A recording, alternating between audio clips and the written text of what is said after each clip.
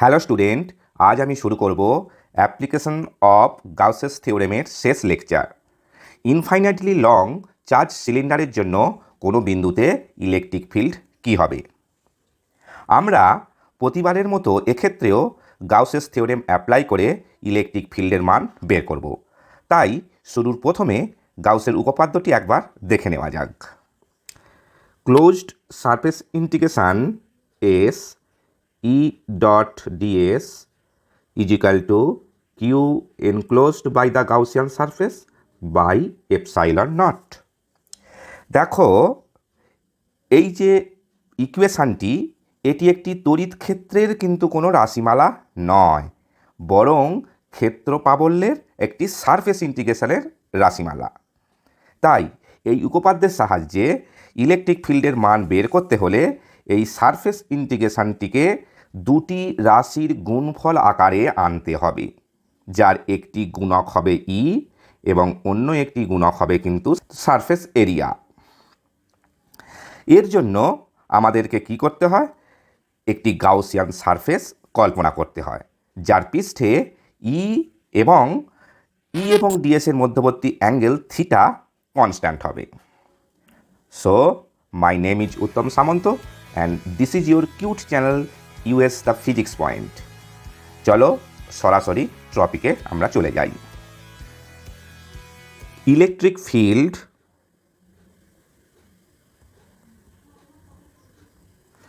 intensity at a point due to an infinitely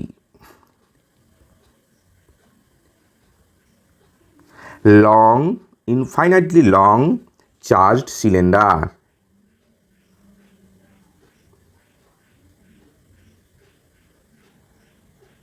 অর্থাৎ অসীম দৈর্ঘ্যের একটি আহিত সিলিন্ডারের জন্য কোনো বিন্দুতে তড়িৎ ক্ষেত্র প্রাবল্য। এখন দেখো, এই যে চার্জড সিলিন্ডার, এই চার্জড সিলিন্ডার কিন্তু দুই ধরনের হতে পারে। লেখা যাক কি,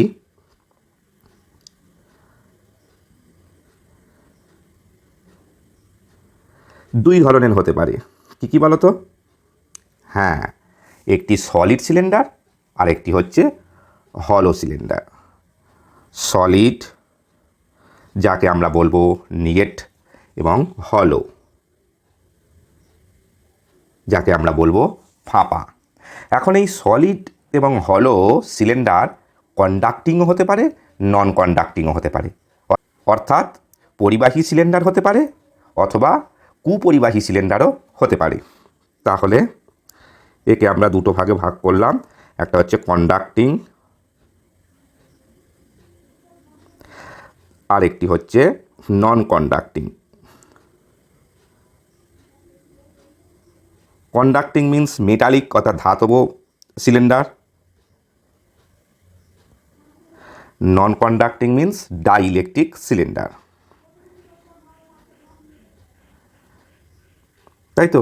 তাহলে হলো সিলিন্ডারও দু প্রকার হতে পারে, পরিবাহী এবং অন্তরক, কন্ডাক্টিং নন কন্ডাক্টিং।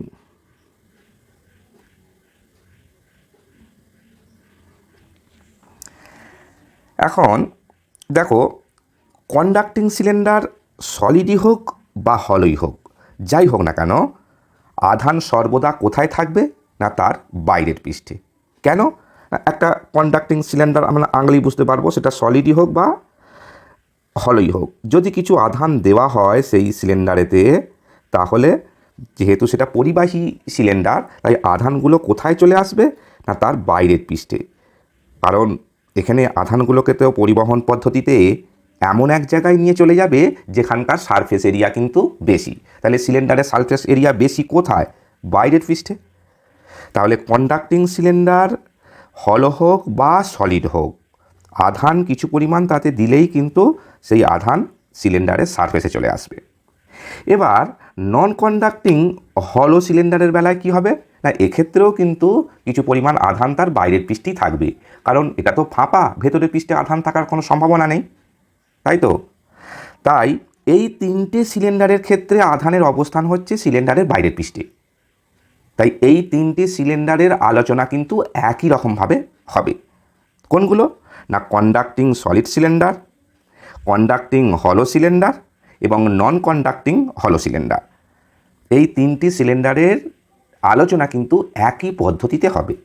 কেবলমাত্র এই যে নন কন্ডাক্টিং যে সলিড সিলিন্ডার, এর বেলায় কিন্তু আলোচনার ধরনটা একটু আলাদা হবে। কারণ কি না, নন কন্ডাক্টিং সিলিন্ডারকে যদি কিছু পরিমাণ আধান দেওয়া হয়, সেই আধান তার সমগ্র আয়তন জুড়ে কিন্তু বিস্তৃতি লাভ করবে। কারণ নন কন্ডাক্টিং বডি তো আধানকে আর মুভ করাতে পারবে না। তাহলে আধানটা কোথায় থাকবে? না সিলিন্ডারের সমগ্র আয়তন জুড়ে। তাহলে এক্ষেত্রে আমরা একটি রাশি গণনা করি, রো, যেটাকে বলা হয় ভলিউম চার্জ ডেনসিটি, মানে একক আয়তনে আধানের পরিমাণ। Volume charge density. আর প্রথম ওই তিনটে সিলিন্ডারের ক্ষেত্রে, অর্থাৎ কন্ডাক্টিং সলিড সিলিন্ডার, কন্ডাক্টিং হলো সিলিন্ডার এবং নন কন্ডাক্টিং হলো সিলিন্ডার, এক্ষেত্রে আধান যেহেতু সিলিন্ডারের বাইরের পৃষ্ঠে থাকবে, তাহলে এক্ষেত্রে একটি রাশিমালা কিন্তু আমরা গণনা করতে পারি, যেটা হচ্ছে সিগমা, অর্থাৎ সারফেস চার্জ ডেনসিটি, অর্থাৎ একক ক্ষেত্রফলে আধানের পরিমাণ।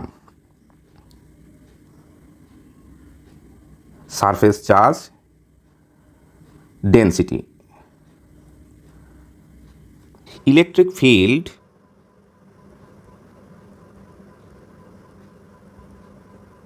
due to hollow or solid conducting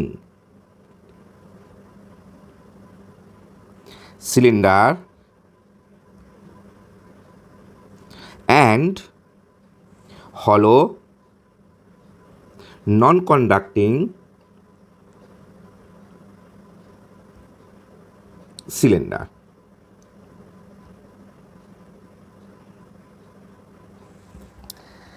তাহলে একটু ড্রয়িং করে নেওয়া যাক। একটা অসীম দৈর্ঘ্যের আর ব্যাসার্ধের একটি সিলিন্ডার।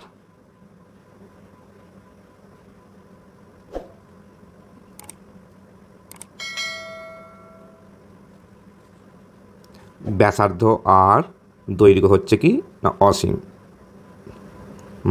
প্লাস ইনফিনিটি হতে মাইনাস ইনফিনিটি।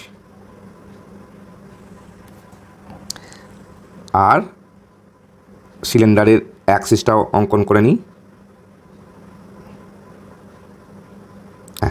সিলিন্ডারের অ্যাক্সিস। তো এই সিলিন্ডারে কিছু পরিমাণ যদি আধান দেওয়া হয়, তাহলে আধান তার পুরো বাইরের পৃষ্ঠে এসে হাজির হলো। তার জন্য আধানের একটি তলমাত্রিক ঘনত্ব পাওয়া যাবে, যেটাকে আমরা বলবো সিগমা। ঠিক আছে, এবার লেখা যাক। ধরি আর ব্যাসার্ধের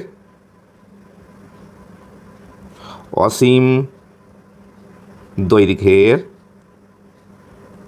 একটি চোঙকে কিছু পরিমাণ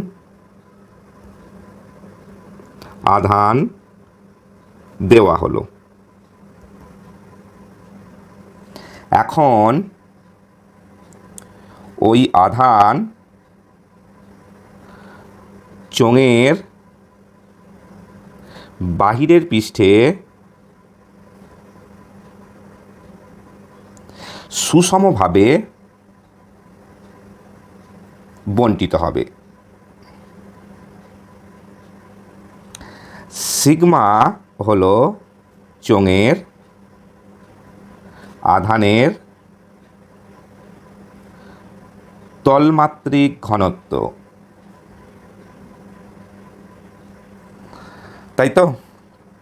তাহলে চোঙের অক্ষ হতে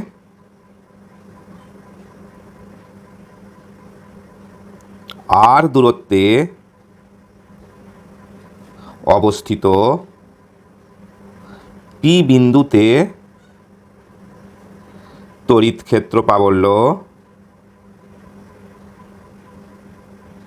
নির্ণয় করতে হবে।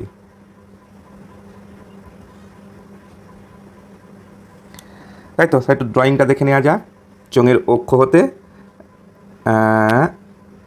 আর দূরত্বে পি একটি বিন্দু, এই বিন্দুতে ইলেকট্রিক ফিল্ড নির্ণয় করতে হবে। তো পি বিন্দু চোঙের বাইরে হতে পারে, চোঙের একদম পৃষ্ঠ অবস্থান হতে পারে, বা চোঙের অভ্যন্তরে অবস্থিত হতে পারে, তাই তো। তাহলে লেখা যাক, পি বিন্দুর অবস্থান অনুসারে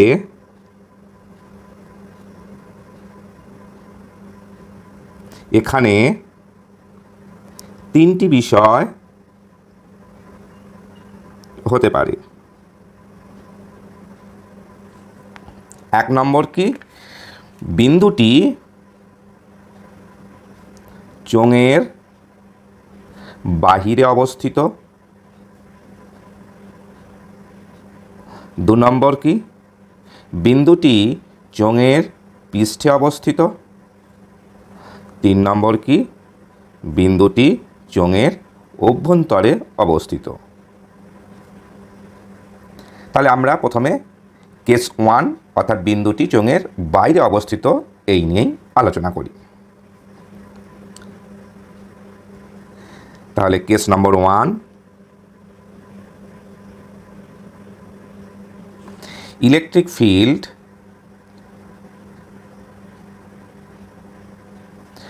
outside the cylinder.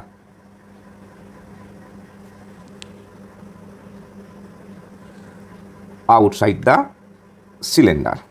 তাহলে প্রথমে আমাদের কাজ কি না, এমন একটি গাউসিয়ান সারফেস ডিজাইন করতে হবে যাতে ওই সারফেসের ওপর প্রতিটি বিন্দুতে ইলেকট্রিক ফিল্ডের মান একই থাকে এবং ডিএস ভেক্টর ও ই ভেক্টরের মধ্যবর্তী কোণের মানও ধ্রুবক হয়। যদি একটি সারফেস কল্পনা করা সম্ভব না হয় তাহলে আমরা পুরো সারফেসটিকে দুটি বা তিনটি পার্টে ভাগ করে নিতে পারি। এখন দেখো, এই যে চার্জড সিলিন্ডার, এখান হতে নির্গত ইলেকট্রিক ফিল্ডস লাইন্সগুলি সিলিন্ডারের যে কার্ভ সারফেস সেখান হতে রেডিয়ালি আউটওয়ার্ড হবে। তাহলে গাউসিয়ান সারফেসটা আমাদের কীরকম কল্পনা করতে হবে, একটা সিলিন্ডারই কল্পনা করতে হবে, তাই তো। আমি দেখো ফিল্ড লাইন্সগুলো ড্রয়িং করছি।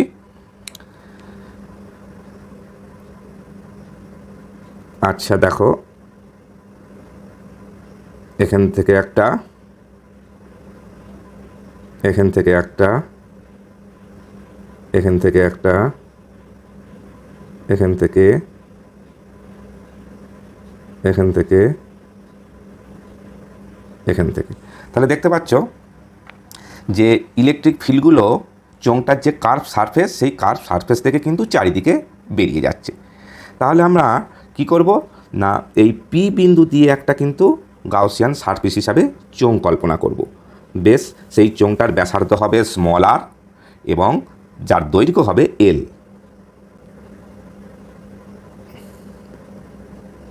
দেখো ঠিক ড্রয়িংটা করছি আমি।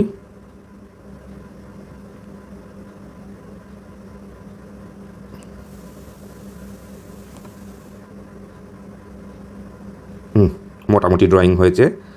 চোঙটির উচ্চতা হচ্ছে এল এবং ব্যাসার্ধ হচ্ছে আর।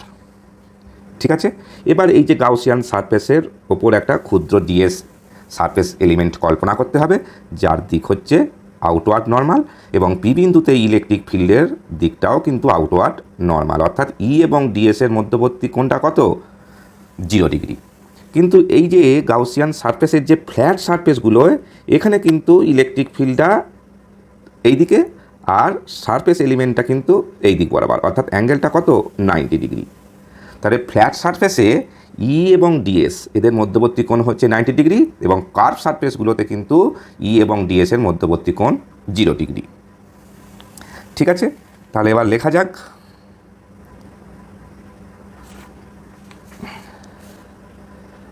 প্রতিসাম্যের দরুন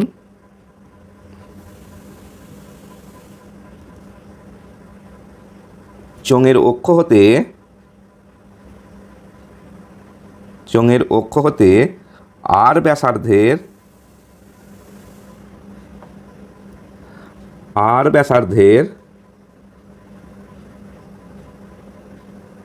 এবং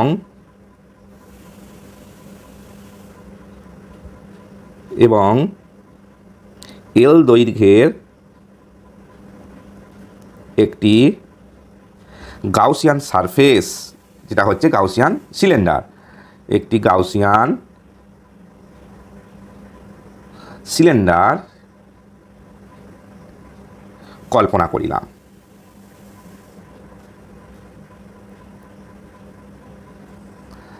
তাই তো, কল্পনা করিলাম। এই সারফেসের ওপর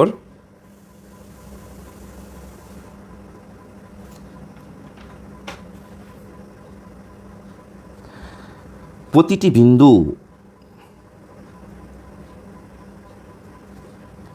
বিন্দু সিলিন্ডারের অ্যাক্সিস হতে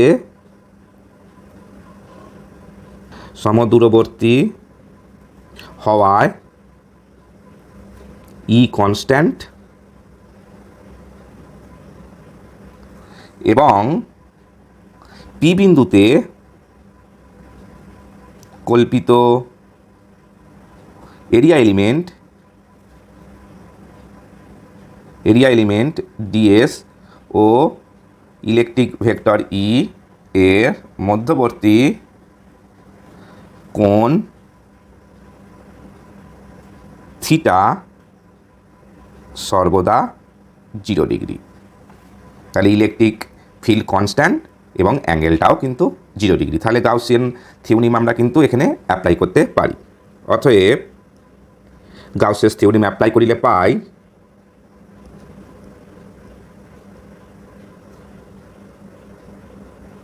করিলে পাই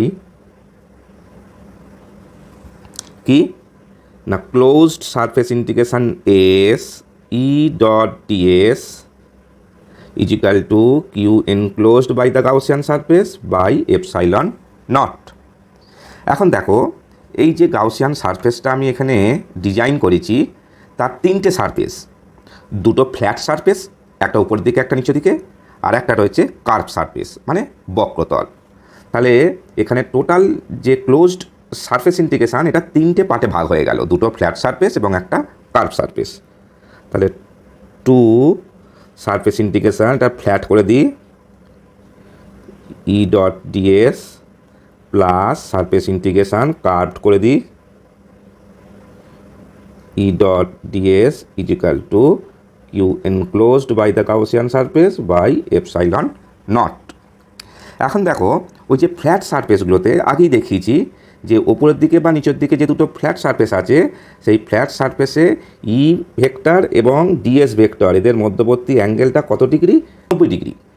তাহলে এই যে ফ্ল্যাট সারফেসের ইন্টিগ্রেশানগুলো কিন্তু এখানে ক্যান্সেল আউট হয়ে যাবে, অর্থাৎ ই ডিএস কস 90 মান তো 0। তাহলে ফ্ল্যাট সারফেসের ইন্টিগ্রেশানগুলো কিন্তু আমাকে কোনো মান দেবে না, কেবলমাত্র কার্ভ সারফেসের ইন্টিগ্রেশানের মান দেবে। তাহলে curve surface E dot DS is equal to Q enclosed by epsilon naught.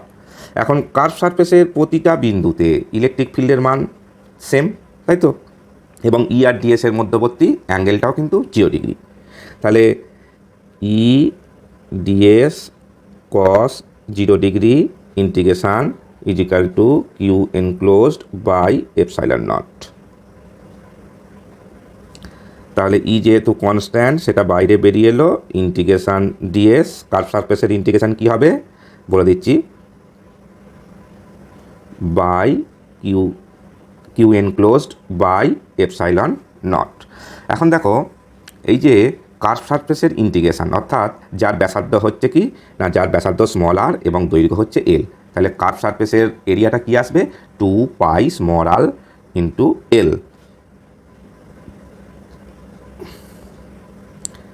তাহলে ই ইন্টু 2 পাই স্মল আর এল। এবার দেখো, গাউসিয়ান সারফেস কী পরিমাণ আধানকে এখানে আবদ্ধ করেছে। কী পরিমাণ আধানকে আবদ্ধ করেছে না, যে গাউসিয়ান সিলিন্ডারটা কল্পনা করেছি তার ভেতরে কতটা চার্জ আছে না, চার্জটা তো আছে এই লাল রঙের যে সিলিন্ডার তার সারফেসে চার্জটা আছে। তাহলে ওই কিউ এনক্লোজড এর মানটা কী হবে না, এই যে ক্যাপিটাল আর ব্যাসার্ধ বিশিষ্ট এবং এল দৈর্ঘ্যের যে সিলিন্ডার তার সারফেসে যে চার্জ আছে, অর্থাৎ সিগমা ইন্টু ওই ক্যাপিটাল আর ব্যাসার্ধ এবং স্মল এল দৈর্ঘ্য বিশিষ্ট ওই সিলিন্ডারটার পার্টটুকুর ক্ষেত্রফল। তো সেটাই হবে কি কিউ এনক্লোজড। তাহলে সিগমা ইন্টু 2πr/L, তাই তো? বেশ, তাহলে এখানে 2π কেটে গেল, L কেটে গেল, তাহলে ই ইজিক্যাল টু কী আসছে? সিগমা r/ε0 স্মল আর, তাই তো? এই ইকুয়েশান থেকে আমরা কি দেখতে পাচ্ছি না ই ভ্যারিজিয়াস 1/r, অর্থাৎ সিলিন্ডারের বাইরে কোনো বিন্দুতে প্রাবল্য দূরত্বের সাথে সাথে কিন্তু কমতে থাকে।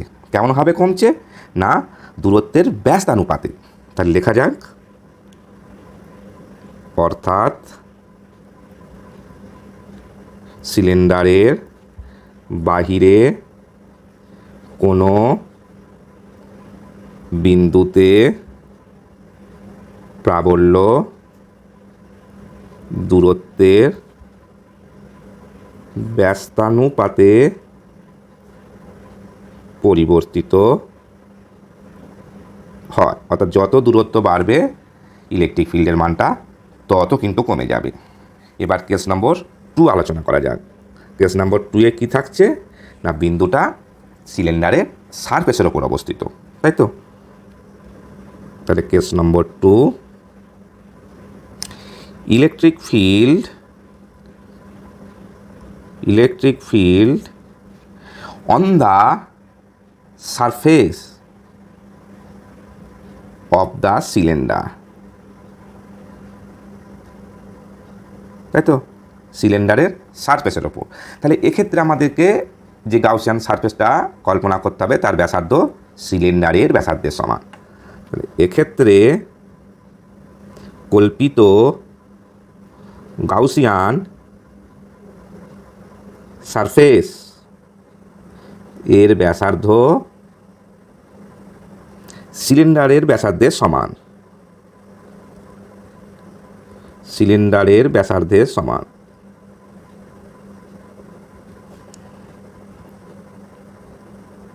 তাই তো? তাহলে অর্থাৎ আর ইজিক্যাল টু ক্যাপিটাল আর, নাকি? বেশ, তাহলে আমরা সিলিন্ডারের বাইরে কোনো একটা বিন্দুতে ইলেকট্রিক ফিল্ড আমি কি পেয়েছি? E equal to sigma R/ε0 small R. তো এই সমীকরণে আমাকে কিন্তু small R equal to capital R বসাতে হবে। তাহলে সিগমা R/ε0 আর, তাই তো?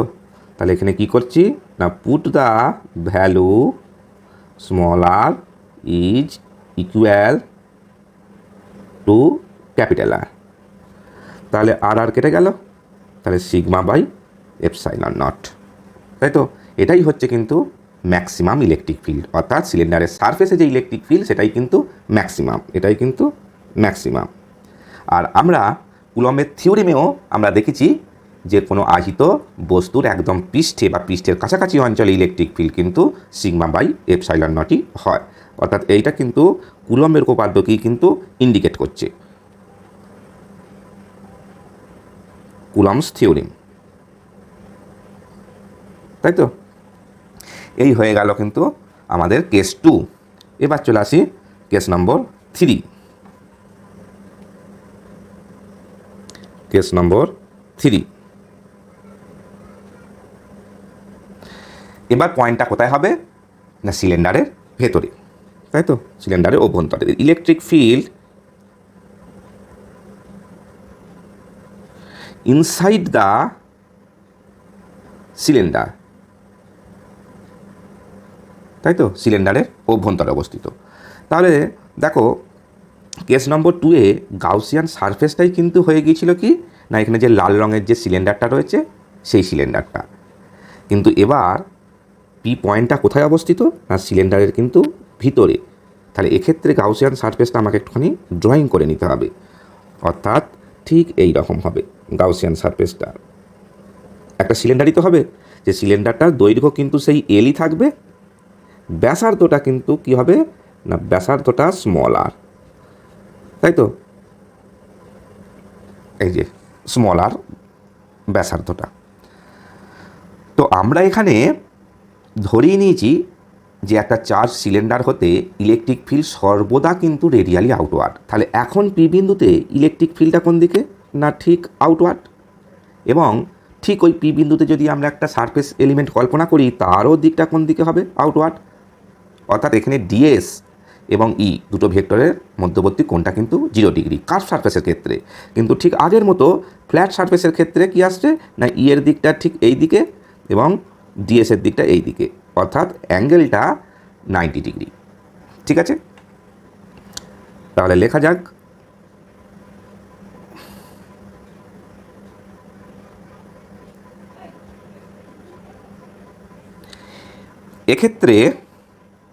এক্ষেত্রে কল্পিত গাউসিয়ান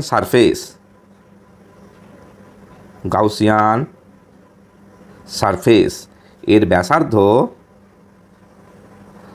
সিলিন্ডারের ব্যাসার্ধের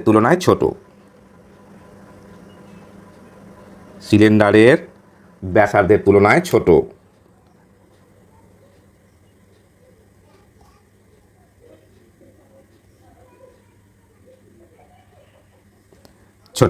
অর্থাৎ আর ইজ লেস দ্যান আর। অতএব গাউসিয়ানস থিওরেম অ্যাপ্লাই করিলে পাই, গাউসেস থিওরেম অ্যাপ্লাই করিলে পাই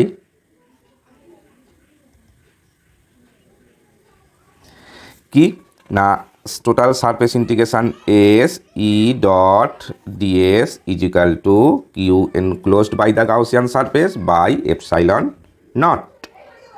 তাহলে এক্ষেত্রে আমরা কি দেখতে পাচ্ছি? ঠিক আগের মতো ফ্ল্যাট সারফেসগুলো ক্যান্সেল আউট হয়ে যাবে, যেহেতু অ্যাঙ্গেলটা 90 ডিগ্রি। শুধুমাত্র কার্ভ সারফেসের ক্ষেত্রে কিন্তু ইন্টিগ্রেশনটা আমি পাবো।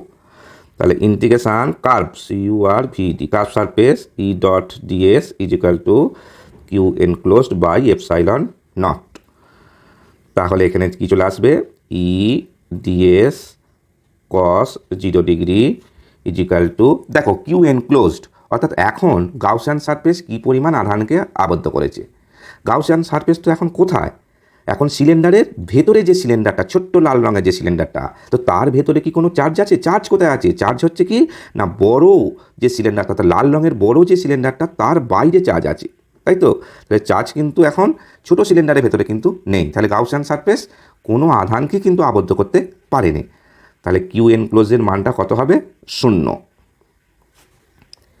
কিউ এনক্লোজের মানটা কিন্তু 0 হয়ে গেল। তাহলে E into surface integration DS is equal to 0। তাহলে ইলেকট্রিক ফিল্ডের মানটা কি দিচ্ছে? 0। অর্থাৎ সিলিন্ডারের ভেতরে কিন্তু ইলেকট্রিক ফিল্ড 0, তাই তো? তাহলে এখানে একটু জিনিস লিখে দিতে পারি কি, যেহেতু আধান সিলিন্ডারের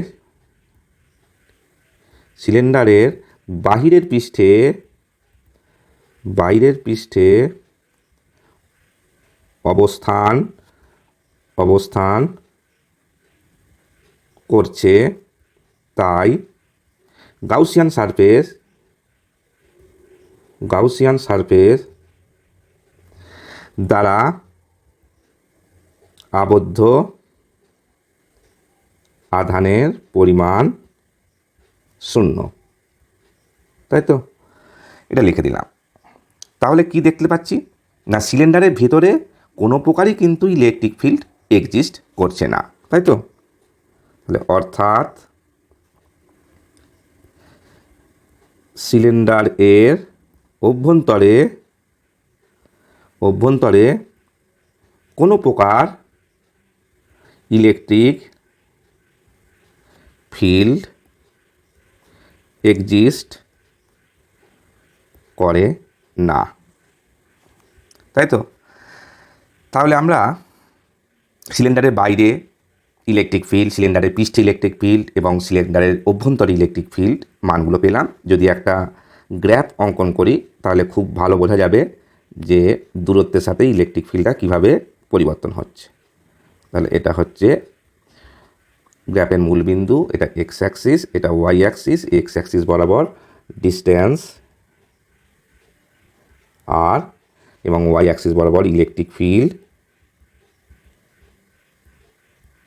ই যদি আমরা প্লট করি তাহলে আমরা দেখতে পাবো কি না সিলিন্ডারের অভ্যন্তরে কিন্তু ইলেকট্রিক ফিল্ড 0। তাহলে এই পয়েন্টটা হচ্ছে সিলিন্ডারের ব্যাসার্ধ, অর্থাৎ আর ইজিক্যাল টু ক্যাপিটাল আর। তাহলে এটা হচ্ছে ইনসাইড পয়েন্ট আর এটা হচ্ছে কিন্তু আউটসাইড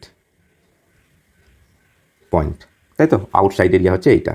তাহলে ইলেকট্রিক ফিল্ডটা কীরকম হবে? ইনসাইড পয়েন্টে ইলেকট্রিক ফিল্ড কি 0, অর্থাৎ সোজা 0 হবে, 0 একদম পৃষ্ঠে নয়, পৃষ্ঠের আগে পর্যন্ত ইলেকট্রিক ফিল্ডটা কী হবে 0। তারপর সে একটা ম্যাক্সিমাম মান দেবে যেটা হচ্ছে সিগমা বাই এপসাইলন নট। সেই ম্যাক্সিমাম মান থেকে কিন্তু কমে যাবে। হ্যাঁ, এই ম্যাক্সিমাম মানটা কি না সিগমা বাই এপসাইলন নট, অর্থাৎ সিলিন্ডারের পৃষ্ঠে যে ম্যাক্সিমাম ভ্যালুটা। তারপর কিন্তু দূরত্বের সাথে সরাসরি ব্যস্তানুপাতে পরিবর্তিত হবে, তাই তো? তাহলে ইনসাইড পয়েন্টে ইলেকট্রিক ফিল্ড 0, পৃষ্ঠে সিগমা বাই এপসাইলন 0, আর পৃষ্ঠের বাইরে কিন্তু ইলেকট্রিক ফিল্ডটা দূরত্বের সাথে ঠিক ব্যস্তানুপাতে পরিবর্তন হবে। ঠিক আছে, এবার আমরা দেখব সলিড নন কন্ডাক্টিং চার্জ সিলিন্ডারের ক্ষেত্রে বিভিন্ন বিন্দুতে ইলেকট্রিক ফিল্ড কী হবে। Number 2, electric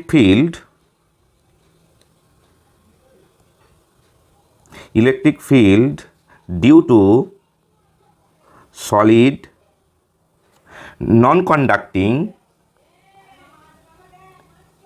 non-conducting cylinder।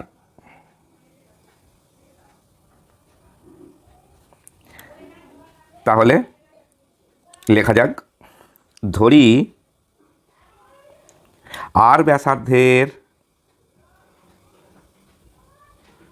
এবং অসীম দৈর্ঘ্যের কোনো সলিড সিলিন্ডারকে কিছু পরিমাণ আধানে আহিত করা হলো। যেহেতু সিলিন্ডারটি ডাইইলেকট্রিক মাধ্যম দ্বারা তৈরি, তাই ওই আধান সিলিন্ডারের সমগ্র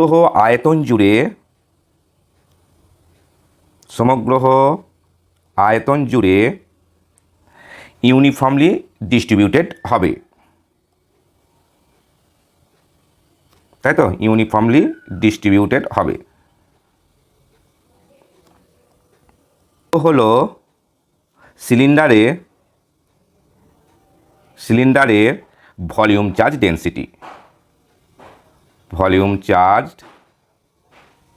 ডেনসিটি। ঠিক আছে, তাহলে একটু ভালো করে ড্রয়িং করে নেওয়া যাক। একটা ইনফাইনাইটলি লং এবং আর ব্যাসার্ধের সিলিন্ডার। বেশ, ঠিক আছে।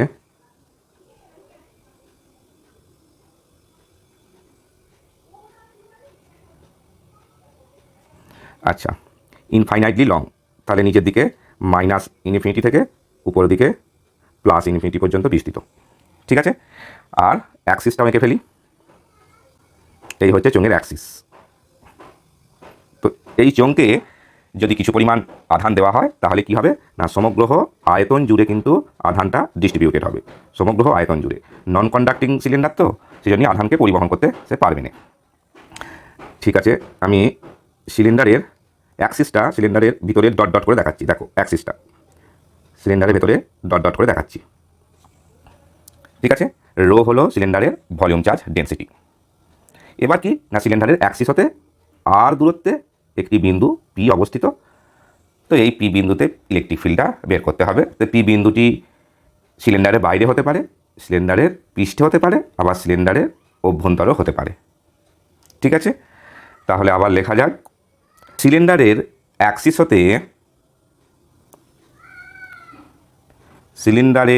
অ্যাক্সিস হতে আর দূরত্বে অবস্থিত পি বিন্দুতে পি বিন্দুতে ইলেকট্রিক ফিল্ড নির্ণয় করতে হবে, তাই তো, নির্ণয় করতে হবে। এখন এই পি বিন্দুর অবস্থান অনুসারে এখানে তিনটি বিষয় হতে পারে। কি বলো তো? তিনটি বিষয় হতে পারে। কি? এক নম্বর কি না, পি বিন্দুটি সিলিন্ডারের বাইরে অবস্থিত। সিলিন্ডারের বাইরে অবস্থিত, ঠিক আছে। 2 নম্বর পয়েন্ট কি বললাম? পি বিন্দুটি সিলিন্ডারের পৃষ্ঠে অবস্থিত, তাই তো, পৃষ্ঠে বলতে বক্রপৃষ্ঠে অবস্থিত। 3 নম্বর কি বলেছিলাম? পি বিন্দুটি সিলিন্ডারের অভ্যন্তরে অবস্থিত, তাই তো। এই তিনটে কিন্তু পয়েন্ট আমাদেরকে আলোচনা করতে হবে। তাহলে 1 নম্বর পয়েন্ট, তাহলে কেস ওয়ান কি না, electric field outside the cylinder, তাই তো, সিলিন্ডারের বাইরে অবস্থিত পি বিন্দুটি। তাহলে প্রথমে আমাদের কি কাজ? এমন একটি গাউসিয়ান সারফেস আমাদেরকে কল্পনা করতে হবে যাতে ওই সারফেসের প্রতিটি বিন্দুতে ইলেকট্রিক ফিল্ডের মান একই থাকে এবং ডিএস ভেক্টর এবং ই ভেক্টরের মধ্যবর্তী কোণের মানও কিন্তু ধ্রুবক হয়। তাহলে পি বিন্দু দিয়ে আমাদেরকে একটা গাউসিয়ান সারফেস কল্পনা করতে হবে। এখন যদি একটি সারফেস আমরা কল্পনা করতে না পারি এখানে ওই শর্ত অনুসারে যে ইলেকট্রিক ফিল্ডের মান সেম এবং থিটাটাও সেম, তাহলে আমরা পুরো সারফেসটিকে 2 বা 3টে পার্টে কিন্তু ভাগ করে নিতে পারি। তাই এখানে তাহলে আমরা কি সারফেস কল্পনা করব? ওই যেটা পি বিন্দু দিয়ে কিন্তু অঙ্কিত হবে। কি সারফেস না, তার জন্য আমাদের এই চার্জড সিলিন্ডার হতে ইলেকট্রিক ফিল্ড লাইন্সগুলি কেমনভাবে নির্গত হয় সেটা কিন্তু দেখতে হবে। আমি ইলেকট্রিক ফিল্ড লাইন্সগুলো মোটামুটি একটা আঁকছি, দেখো।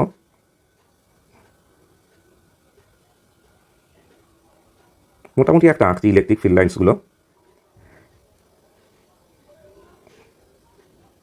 হ্যাঁ, তা দেখতে পাচ্ছ ইলেকট্রিক ফিল্ড লাইন্সগুলো চারিদিকে রেডিয়ালি কিন্তু ছড়িয়ে পড়ছে, তাই তো।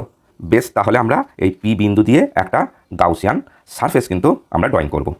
বেশ, ঠিক আছে। এমন একটি গাউসিয়ান সারফেস ড্রয়িং করছি যার ব্যাসার্ধ হবে আর লেন্থ হবে কিন্তু এল। ঠিক আছে, দেখো মোটামুটি একটু হয়তো আঁকাটা খারাপ হবে, তো মোটামুটি বুঝে নিতে পারবে তোমরা।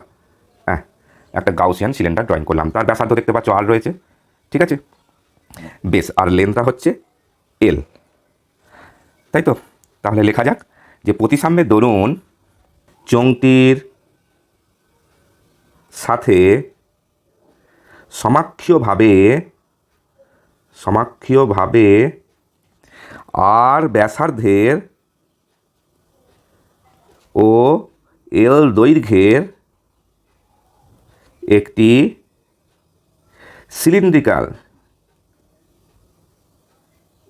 সিলিন্ড্রিকাল গাউসিয়ান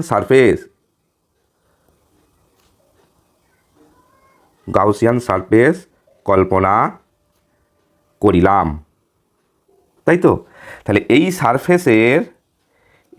সারফেসের বক্রপৃষ্ঠে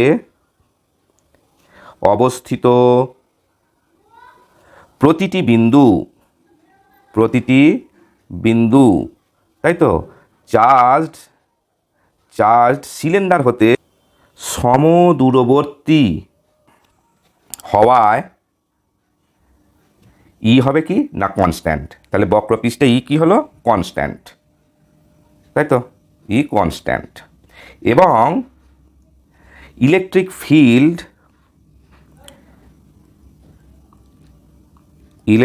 ফিল্ড রেডিয়ালি আউটওয়ার্ড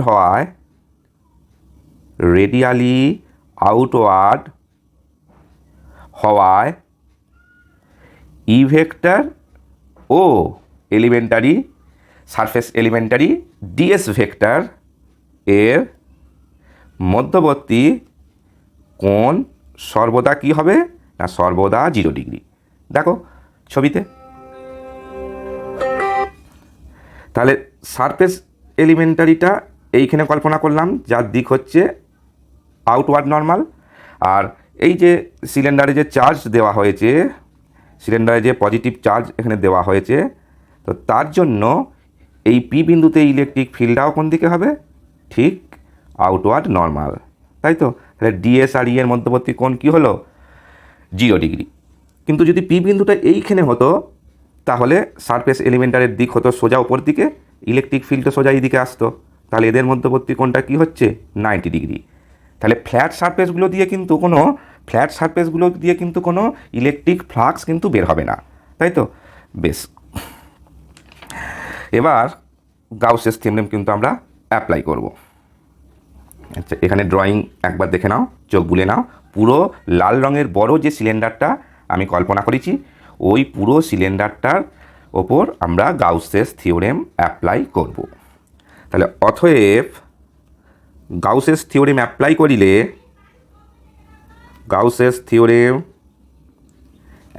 করিলে কি গাউসের থিওরেমটা closed surface integration E dot DS, surface ইন্টিগ্রেশনটা কার ওপর, গাউসিয়ান সারফেসের ওপর, Q enclosed by the Gaussian surface by epsilon naught. এখন দেখো এখানে গাউসিয়ান সারফেসটা কি না একটা সিলিন্ডার, একটা বদ্ধ সিলিন্ডার, তার দুটো ফ্ল্যাট সারফেস আছে, তাই তো। তাহলে ইন্টিগ্রেশনটা ভেঙে দিই, দুটো ফ্ল্যাট সারফেসে ই ডট ডিএস, আর সিলিন্ডারে একটা কার্ভ সারফেস আছে, তাই তো, সেখানেও হবে E dot DS is equal to Q enclosed by epsilon naught. এখন এই যে ফ্ল্যাট সারফেসে আমি কি দেখিয়েছি, অ্যাঙ্গেলটা কি ই ভেক্টর এবং ডিএস ভেক্টরের মধ্যবর্তী অ্যাঙ্গেলটা কত ডিগ্রি 90 ডিগ্রি। তাহলে 90 ডিগ্রি হওয়ায় এখানে তো কোনো ফ্লাক্স কিন্তু নির্গত হচ্ছে না, কারণ ই ডিএস কস 90-র মান কি 0। তাহলে কিন্তু এই ফ্ল্যাট সারফেস দিয়ে কোনো ফ্লাক্স কিন্তু বের হবে না, শুধুমাত্র ফ্লাক্সটা থাকবে কোথায় না কার্ভ সারফেস দিয়ে, তাই তো। তাহলে কার্ভ, এবার ই ডিএস, তাহলে এবারে অ্যাঙ্গেলটা কি, এবারে অ্যাঙ্গেলটা হচ্ছে 0 degree, Q enclosed by epsilon naught. তাহলে ই যেহেতু পুরো কার্ভ সারফেসে কনস্ট্যান্ট, সেটা ইন্টিগ্রেশনের বাইরে চলে এলো, শুধুমাত্র ইন্টিগ্রেশনটা সারফেসের হবে, কার্ভ সারফেসে, তাই তো, Q enclosed by epsilon naught. এবার দেখো, তাহলে লাল রঙের বড় যে সিলিন্ডারটা কল্পনা করেছি তার বক্রপৃষ্ঠের ক্ষেত্রফল কত না 2πr ইন্টু এল। এবার কিউ এনক্লোজের মান কত, অর্থাৎ গাউসিয়ান সারফেস কী পরিমাণ আধানকে আবদ্ধ করেছে। দেখো ওই লাল সারফেসটি কতটা পরিমাণ চার্জকে আবদ্ধ করেছে না ঠিক এই পয়েন্ট থেকে এই পয়েন্ট পর্যন্ত সিলিন্ডারটার দৈর্ঘ্য নেব আর ব্যাসার্ধ নেব কিন্তু ক্যাপিটাল আর, তার মধ্যে যতটুকু চার্জ আছে সেই চার্জটাকেই কিন্তু গাউসিয়ান সারফেস আবদ্ধ করেছে, তাই তো। তাহলে পাই capital R square L into rho, তাহলে ওইটুখানি অংশের আয়তন ইন্টু রো, তাহলে পাই capital R square L into volume charge density হলো। তাহলে এল দুপাশে কেটে গেল, পাই কেটে গেল, বেশ। তাহলে ই ইজিক্যাল টু কী আসছে, rho capital R square by 2 epsilon naught small R. কী দেখতে পাচ্ছি, দূরত্বের সাথে ইলেকট্রিক ফিল্ডটা কীভাবে পরিবর্তিত হচ্ছে না সরাসরি ব্যস্তানুপাতে পরিবর্তিত হচ্ছে। তাহলে অর্থাৎ সিলিন্ডারের বাহিরে ইলেকট্রিক ফিল্ড দূরত্বের সাথে সরাসরি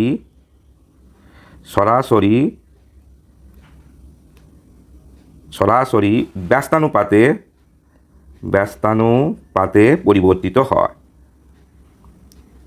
পরিবর্তিত হয়, অর্থাৎ দূরত্ব যত বাড়ে ইলেকট্রিক ফিল্ডের মানটাও কিন্তু তত কমতে থাকে।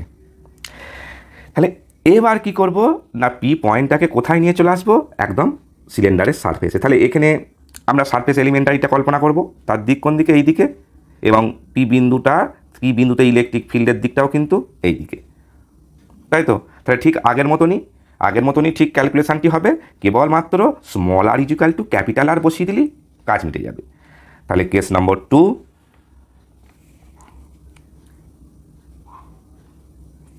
2, electric field on the surface of the cylinder. Electric field on the surface of the cylinder. ঠিক আছে, তাহলে আমরা যা বললুম লিখে ফেলি। এক্ষেত্রে যে গাউসিয়ান সারফেস কল্পনা করতে হবে তার ব্যাসার্ধ আহিত চোঙের ব্যাসার্ধের সমান, তাহলে অর্থাৎ small R equal to capital R. তাহলে আগের যে সমীকরণ, ইলেকট্রিক ফিল্ডের যে সমীকরণ, equal to rho capital R square by 2 epsilon 0 small R, এই সমীকরণে আমি স্মল আর এর মানটা ক্যাপিটাল আর বসিয়ে দিই।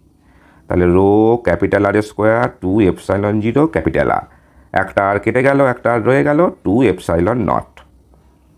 তোমরা দেখবে এই যে ফিল্ডটাই কিন্তু ম্যাক্সিমাম ফিল্ড, অর্থাৎ সিলিন্ডারের সারফেসেই কিন্তু ফিল্ডটা ম্যাক্সিমাম হবে, বাইরেও কমে যাবে এবং ভিতরের দিকে যত যাবো তত ইলেকট্রিক ফিল্ডের মানটাও কমতে থাকবে, একদম অ্যাক্সেসের ওপর কিন্তু 0 হয়ে যাবে। বেশ, এবার case number 3,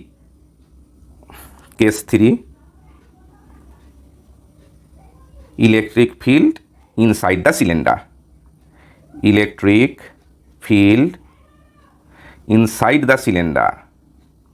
inside the cylinder, তাই তো। তাহলে এবারে পি পয়েন্টটা কোথায় আছে, চোঙের ভিতরে। দেখো আমি এখানে একটু ড্রয়িং করে দিই, পি পয়েন্টটা কোথায়, চোঙের ভিতরে। তাহলে ঠিক এইখানে একটা আমাকে কিন্তু সিলিন্ডার কল্পনা করতে হবে, ঠিক এইখানটাতে। ব্যাসার্ধটা হচ্ছে কি এখন স্মল আর, যেটা ক্যাপিটাল আরের থেকে ছোট, দৈর্ঘ্যটা কিন্তু সেই এল, তাই তো। তাহলে এখানে এরিয়া ভেক্টরটাও সোজা আউটওয়ার্ড নর্মাল এবং ইলেকট্রিক ফিল্ডও আমরা রেডিয়ালি আউটওয়ার্ড যেহেতু ধরেছি, তাহলে সেটাও আউটওয়ার্ড নর্মাল। তাহলে ই এবং ডিএস এদের মধ্যবর্তী কোণটা কিন্তু কার্ভ সারফেসে 0 ডিগ্রি। ঠিক আছে, তাহলে আগের মতনই। তাহলে এক্ষেত্রে লেখা যাক, এক্ষেত্রে কল্পিত গাউসিয়ান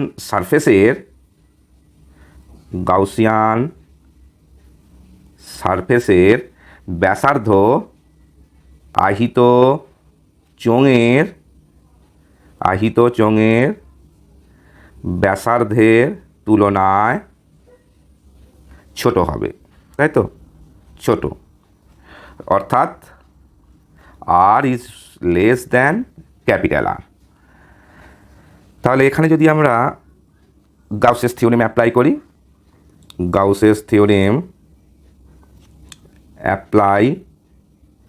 করিলে পাই, দেখা যাক আমরা এখানে যদি গাউসেস থিওরেমটা একবার লিখে ফেলি, total surface integration E dot DS, মানে গাউসিয়ান সারফেসের ওপর টোটাল সারফেস ইন্টিগ্রেশন করতে হবে, is equal to Q enclosed by the Gaussian surface by epsilon naught. এখন গাউসিয়ান সারফেসটা আবার একটা সিলিন্ডার, যেটি হচ্ছে দুটি ফ্ল্যাট সারফেস এবং একটি কার্ভ সারফেস নিয়ে তৈরি হয়েছে। 2 into integration flat surface E dot DS plus integration curve surface E dot DS is equal to Q enclosed by epsilon naught. তো ফ্ল্যাট সারফেসে আগেও যেমন দেখিয়েছি ই আর ডিএসের মধ্যবর্তী কোণ হচ্ছে কি 90 ডিগ্রি, তাহলে এখানকার সারফেস ইন্টিগ্রেশনটা কী হবে 0, ই ডিএস cos 90 মান 0, তাহলে ফ্ল্যাট সারফেসে কোনো ফ্লাক্স আমরা পাচ্ছি না, কেবলমাত্র কিন্তু কার্ভ সারফেস দিয়ে কিন্তু পাবো। তাহলে integration curve surface E DS এখানে অ্যাঙ্গেলটা 0 বলে cos 0 ডিগ্রি লিখে দিলাম, Q enclosed by epsilon naught. E curve সারফেসের প্রতিটা বিন্দুতে সেম, তাহলে ইন্টিগ্রেশনের বাইরে চলে এলো কনস্ট্যান্ট বলে, শুধু কার্ভ সারফেসের এরিয়াটার ইন্টিগ্রেশন, তাই তো। দেখো এই যে কিউ এনক্লোজড, এখন গাউসিয়ান সারফেস কতটা পরিমাণ আধানকে আবদ্ধ করেছে দেখো। ছোট লাল রঙের যে চোঙটা আমি কল্পনা করেছি, যে গাউসিয়ান সারফেসটা আমি কল্পনা করেছি, তার ভেতরে যতটুকু আধান আছে, তাই তো, তার ভেতরে যতটুকু আধান আছে, তাহলে রো ইন্টু ওই ছোট্ট লাল রঙের কল্পিত গাউসিয়ান সারফেসের আয়তনটা। বেশ, ঠিক আছে, তাহলে লিখে ফেলি, ওটা হচ্ছে কিউ এনক্লোজের জায়গায় কিন্তু ওই জিনিসটা লিখে দেবো, pi R square L rho by epsilon naught, তাই তো। এবার গাউসিয়ান সারফেসের ইয়েটা কী হবে, 2 পাই আর এল, একটা করে আর কেটে গেল, তাহলে রইল কি is equal to rho R by 2 epsilon naught, তাই তো। কী দেখতে পাচ্ছি, ইলেকট্রিক ফিল্ডটা কী দেখতে পাচ্ছি, সরাসরি দূরত্বের সাথে সমানুপাতিক, অর্থাৎ একদম অ্যাক্সিসের ওপর ইলেকট্রিক ফিল্ড 0, ওই অ্যাক্সিসের সাথে দূরত্ব যত বাড়বে ইলেকট্রিক ফিল্ডটা বাড়তে বাড়তে বাড়তে বাড়তে ঠিক সারফেসে ম্যাক্সিমাম হবে, আবার দূরত্বের সাথে সাথে সে কমতে থাকবে, তাই তো। তাহলে লিখে ফেলা যাক, অর্থাৎ সিলিন্ডারের অ্যাক্সিস হতে দূরত্ব, অ্যাক্সিস হতে দূরত্ব বৃদ্ধির সাথে সাথে ইলেকট্রিক ফিল্ড এর মানও বৃদ্ধি পায়, তাই তো, এবং সারফেসে গিয়ে ম্যাক্সিমাম মান দেয়, এবং সারফেসে ম্যাক্সিমাম মান যেটা হচ্ছে কি না rho R by rho capital R by 2 epsilon naught, তাই তো, ম্যাক্সিমাম মান পাওয়া যায়। কারণ কি না, ভিতরে দূরত্ব বৃদ্ধির সাথে সাথে কেন ইলেকট্রিক ফিল্ডটা বাড়ছে না, দেখো ঠিক অ্যাক্সিস হতে যখনই পয়েন্টটা ভেতরে আছে, অ্যাক্সিস হতে যত দূরত্ব বাড়বে তত কি হবে না কিউ এনক্লোজডের মানটা বাড়তে থাকবে, একদম পি বিন্দুটা যতক্ষণ না পর্যন্ত সারফেসে এসে পৌঁছায়, অর্থাৎ এই বিন্দুতে এসে পৌঁছায়, ততক্ষণ পর্যন্ত গাউসিয়ান সারফেস তার ভেতরে যে আধানটা আবদ্ধ করছে তার পরিমাণ বাড়তে থাকবে। সেই জন্য ইলেকট্রিক ফিল্ডটা অ্যাক্সিস হতে সারফেস পর্যন্ত দূরত্বের সাথে বাড়ে, তারপরে দূরত্ব যত বাড়ে আধান কিন্তু স্থির হয়ে গেল, আধানের পরিমাণটা কিন্তু আর বাড়ছে না, তাহলে এবার দূরত্বের সাথে সাথে কী হবে, ইলেকট্রিক ফিল্ডের মানটা কিন্তু কমতে থাকছে। বেশ, যদি একটা গ্রাফ আমরা ড্রয়িং করি দূরত্বের সাথে ইলেকট্রিক ফিল্ডের, তাহলে দেখা যাক কীরকম হয়।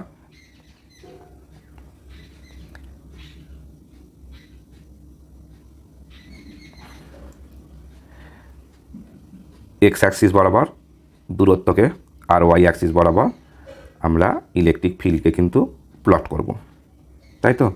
এটা হচ্ছে ইলেকট্রিক ফিল্ড ই, আর এটা হচ্ছে ডিস্ট্যান্স আর।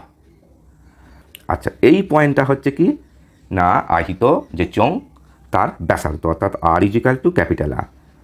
কী দেখতে পাচ্ছি না একদম আহিত চোঙের পৃষ্ঠে ইলেকট্রিক ফিল্ড কিন্তু ম্যাক্সিমাম, কেন্দ্র থেকে দূরত্ব বৃদ্ধির সাথে সাথে কিন্তু বেড়ে বেড়ে একদম সারফেসে কিন্তু ম্যাক্সিমাম মান দেয়, যেই ম্যাক্সিমাম মানটা হচ্ছে কি না rho capital R by 2 epsilon naught.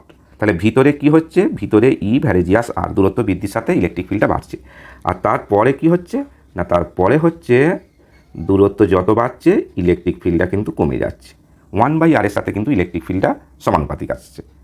তাহলে এইটা হচ্ছে কি জায়গা, এটা হচ্ছে ইনসাইড এলাকা, তাই তো, ইনসাইড রিজিয়ান। আর এই জায়গাটা কিসের জায়গা, আউটসাইড রিজিয়ান। তাহলে হয়ে গেল পুরো টপিকটি।